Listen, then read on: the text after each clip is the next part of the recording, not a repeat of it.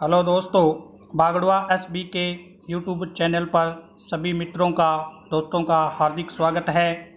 जैसा कि राजस्थान जीके के 3 वीडियो अपलोड हो चुके हैं, ये हमारा चौथा वीडियो है। इससे पहले 2 वीडियो अपलोड हुए थे प्रजामंडल के। आज कल्चर का नेक्स्ट टॉपिक है हमारे पास भारतीय त्यौहार।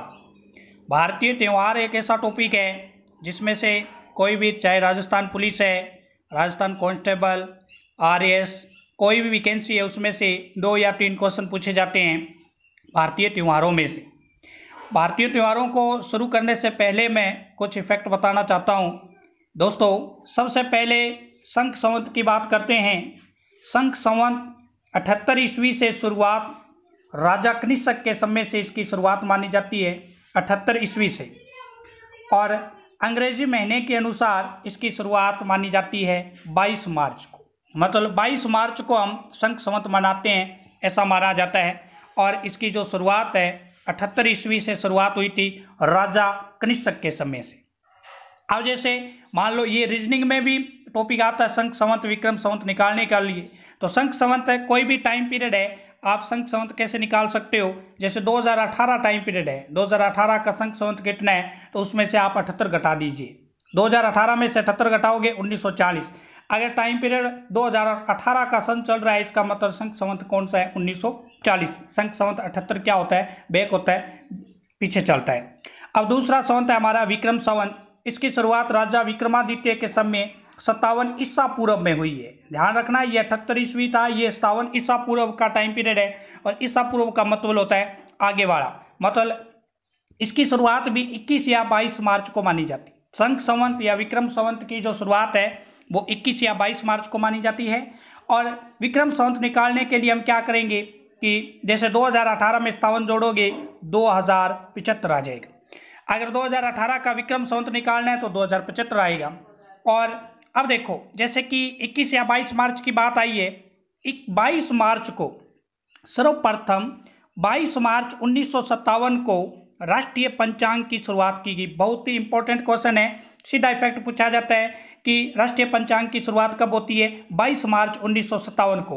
और जैसे 21-22 मार्च है, इसके साथ मैं कुछ और रिलेट करता हूँ आपको।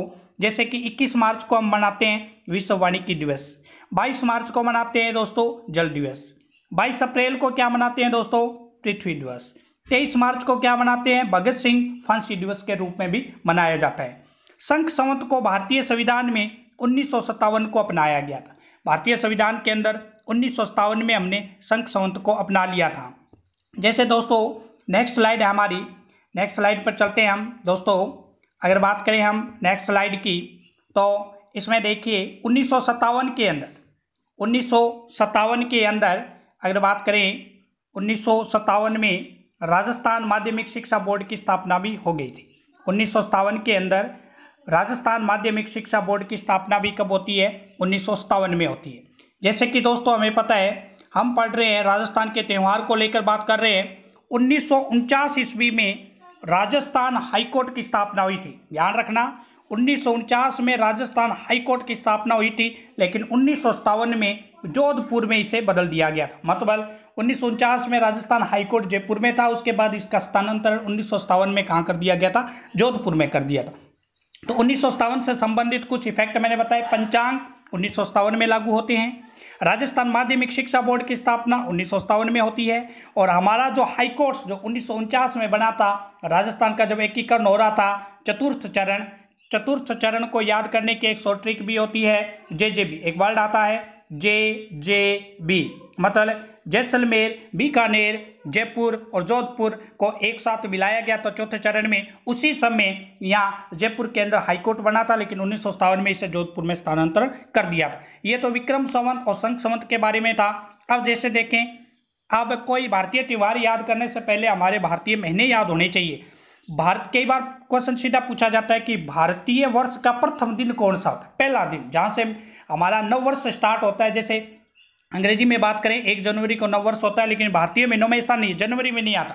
पहला जो महीना होता है, पहला दिन है, वो चैत्र कृष्ण पक्ष की एकम। 2 पक्ष होते हैं, एक शुक्ल होता है और एक कृष्ण पक्ष होता है। तो भारतीय वर्ष का जो प्रथम दिन है वो है कृष्ण पक्ष का एकम। और भारतीय वर्ष का अंतिम दिन है वो है फाल्गुन की पूर्णिमा, जिस दिन क्या होती है, होली होती है। नववर्ष कब मनाते हैं? नववर्ष मनाते हैं हम चैत्र शुक्ल पक्ष एकम को। अब देखिए यहाँ भी अपने को ध्यान रखना है, पहला जो दिन है भारतीय महीने का वो चैत्र कृष्ण पक्ष की एकम है, लेकिन नया साल हम चैत्र शुक्ल पक्ष एकम को मनाते हैं, क्योंकि भारतीयों की पुरानी रीति रिवाज है, कल्चर में ऐसा माना जाता है कि जो ये हमारा कृष्ण पक्ष है इसको हम काला पक्ष मानते हैं, इसलिए यहाँ हम नववर्ष नहीं मनाते। नववर्ष 15 दिन बाद हम शुक्ल पक्ष में मनाते हैं। भारतीय महीनों की बात करते हैं कि अंग्रेजी महीनों के साथ इनका क्या रिलेटेड होता है, रिलेशन क्या शिप होता है। और दूसरी बात, भारतीय महीने भी हमें जैसे जनवरी फरवरी मार्च अप्रैल याद है, उसी तरह से याद होने चाहिए चैत्र वैशाख ज्येष्ठ आषाढ़ सावन भाद्रपद आश्विन कार्तिक मार्गशीर्ष पौष माघ फाल्गुन। इस तरह से हमें अगर याद होंगे तभी हमारा भारतीय त्यौहार अच्छी तरह से याद हो। अब मैं रिलेटेड करता हूँ एक एक भारतीय त्यौहार को। चैत्र का संबंध मार्च, मतलब 15 मार्च से लेकर 16 मार्च से लेकर 15 अप्रैल तक इसका संबंध रहता है। दूसरा भारतीय महीना है वैशाख, अप्रैल मई में चलता है। ज्येष्ठ मई जून के अंदर होता है। आषाढ़ जो है जून जुलाई में होता है। सावन जो है जुलाई अगस्त में होता है। भाद्रपद जो है अगस्त और सितंबर के अंदर होगा। आश्विन जो है वो सितंबर और अक्टूबर में होगा। कार्तिक जो है अक्टूबर नवंबर में होगा। मार्गशीर्ष जो है वो नवंबर दिसंबर में होगा। पौष जो है वो दिसंबर जनवरी में होगा। फाल्गुन जो है महा पौष के बाद महा वो जनवरी फरवरी में होगा। और फाल्गुन जो लास्ट महीना है वो फरवरी मार्च में होगा। तो पहला भारतीय महीना कौन सा है? चैत्र। लास्ट भारतीय महीना कौन सा है? फाल्गुन, जिसका संबंध 16 फरवरी से लेकर 15 मार्च तक होता है। अब इसमें से कई बार पूछा जाता है सबसे गर्म महीना कौन सा होता है, तो हमें पता है जून का महीना सबसे गर्म होता है। तो ज्येष्ठ जो है, यहाँ जो ज्येष्ठ लिखा हुआ है, ये प्यारे बच्चों सबसे गर्म महीना माना जाता है। और सबसे ठंडा महीना हम रिलेटेड करते हैं जनवरी के अंदर, तो पौष सबसे ठंडा महीना है। तो इसी तरह से भारतीय त्योहारों को हम आगे बढ़ाएंगे 1 बाय 1। जैसे संख संवत विक्रम संवत था, उसी तरह मुसलमानों में एक हिजरी संवत भी चलता है, उसके बारे में भी कल जिक्र करेंगे हम।